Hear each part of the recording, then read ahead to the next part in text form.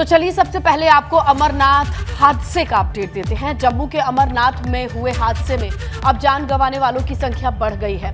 अब तक 15 लोगों की मौत की पुष्टि हो चुकी है।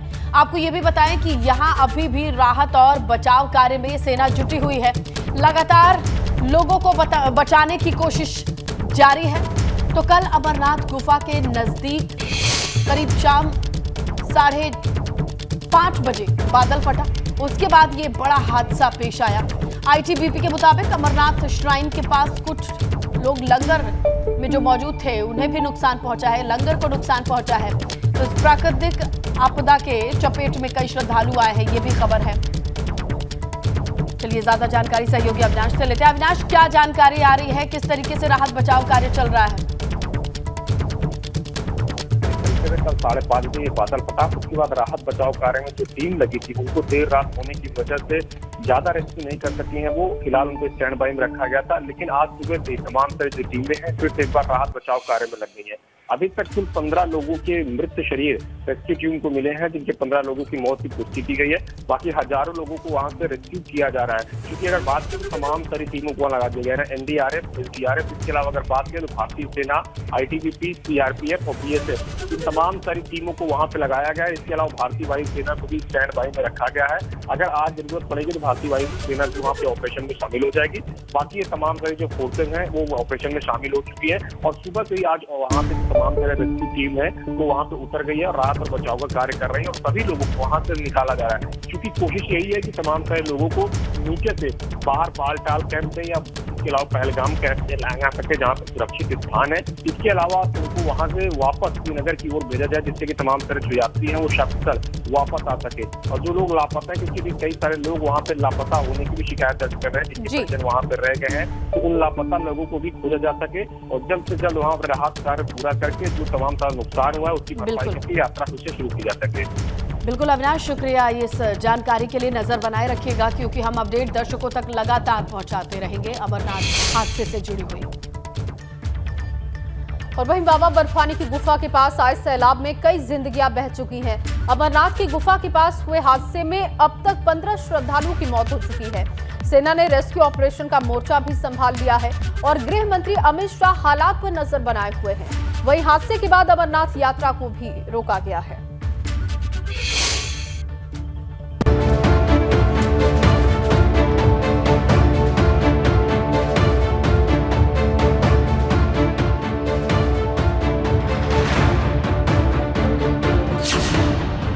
अमरनाथ गुफा के पास फटा बादल, आसमान से आई आफत।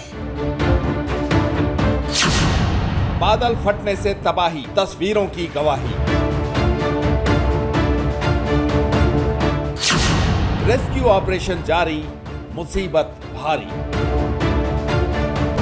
ये अमरनाथ गुफा के पास तबाही का वो मंजर है जिसने पूरे देश को हिला दिया है। क्योंकि अमरनाथ गुफा के 2 किलोमीटर दूर बादल फटने से हड़कंप मच गया है। आसमान से पानी का ऐसा जलजला आया कि अपने साथ सब कुछ बहा ले गया। लोग कुछ समझ पाते उससे पहले सैलाब सब कुछ बहा ले गया। पहाड़ों से तेज बहाव के साथ आए पानी से श्रद्धालुओं के लिए लगाए गए करीब 25 टेंट और 2 से 3 लंगर बह गए। बारिश से पूरे इलाके में तेजी से पानी भर गया, जिसके बाद हाहाकार मच गया। कई श्रद्धालु लापता हो गए, उनके तेज बहाव में बहने की आशंका है। एनडीआरएफ, एसडीआरएफ और आईटीबीपी की टीम राहत कार्य में जुटी है। हेलीकॉप्टर भी लोगों के रेस्क्यू ऑपरेशन में लगाए गए हैं। जो लोग घायल हैं उन्हें एयरलिफ्ट किया जा रहा है। हादसे के बाद पीएम नरेंद्र मोदी और अमित शाह ने जम्मू कश्मीर के उपराज्यपाल मनोज सिन्हा से बात की। उन्होंने हादसे पर दुख जताया और पीड़ित लोगों तक हर मुमकिन मदद पहुंचाने की बात कही। जानकारी के मुताबिक शाम के 5:30 बजे बादल फटा। बादल फटते ही हर तरफ अफरा तफरी मच गई, जैसे मानो किसी ने बम फोड़ दिया हो। चश्मदीदों के मुताबिक अमरनाथ की गुफा के दाहिनी तरफ से पानी का भयानक बहाव आया और पलक झपकते ही सब कुछ तबाह हो गया। जहां कुछ देर पहले तक टेंट थे, लंगर था, वहां कुछ सेकंड के बाद ही मलबा था और कीचड़ की एक नदी बह रही थी।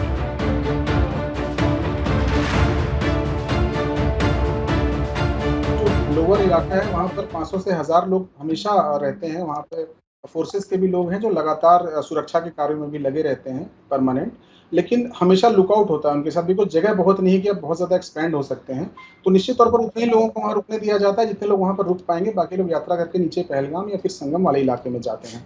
तो हम ये ऐसा मान सकते हैं, एग्जैक्ट फिगर तो नहीं, लेकिन 1000 के आसपास लोगों की मौजूदगी होगी इस पूरे क्षेत्र में। और खास करके जो बहाव था, उस बहाव को बहुत हद तक उस बहाव के रास्ते में इतने लोग नहीं। लेकिन जैसा कि विजुअल्स भी आप देख रहे होंगे, जब पानी बहना शुरू हुआ तो नाले के शेप में बहना शुरू हुआ है। काफ़ी लोगों को वहाँ से निकलने का मौका मिला है। निश्चित तौर पर वही लोग इसकी जद में आए होंगे जो किसी वजह से निकल नहीं पाया, जिनको इसका पूर्वानुमान नहीं हो पाया होगा। वो देखने की बात होगी कि वो यात्री है या बाकी लोग हैं जो कि उस बहाव में आए हैं। हालांकि प्रशासन की ओर से हालात काबू में होने का दावा किया जा रहा है, लेकिन जो श्रद्धालु यात्रा पर गए हैं उनके परिजनों का दिल बैठा जा रहा है। दरअसल अमरनाथ यात्रा के दौरान पहले भी ऐसे हादसे हुए हैं। जुलाई 1969 अमरनाथ यात्रा के दौरान बादल फटने की वजह से करीब 100 श्रद्धालुओं की मौत हो गई थी। ये अमरनाथ यात्रा में जाने वालों के साथ हुआ पहला बड़ा प्राकृतिक हादसा था। 16 जुलाई 2017 अमरनाथ में बाबा बर्फानी के दर्शन को जा रहे श्रद्धालुओं से भरी एक बस जम्मू श्रीनगर नेशनल हाईवे पर रामबन जिले के पास एक गहरी खाई में जा गिरी। इस हादसे में 17 श्रद्धालुओं की मौत हो गई, जबकि 19 से ज्यादा घायल हो गए थे। 12 जुलाई 2018 अमरनाथ यात्रा के लिए जा रहे तीर्थयात्रियों का वाहन जम्मू श्रीनगर राष्ट्रीय राजमार्ग पर खड़े एक ट्रक से जा टकराया। इस हादसे में 13 तीर्थयात्री गंभीर रूप से घायल हो गए थे। आपको बता दें कि अमरनाथ यात्रा 30 जून को शुरू हुई थी, जो 11 अगस्त तक चलेगी। हर रोज करीब 15,000 श्रद्धालु बाबा के दर्शन के लिए पवित्र गुफा पहुंच रहे हैं, जबकि पिछले 2 साल कोरोना के चलते यह यात्रा नहीं हुई। लेकिन जो हादसा हुआ है उसने केदारनाथ आपदा की यादें ताजा कर दी है। Bureau report, ABP Ganga.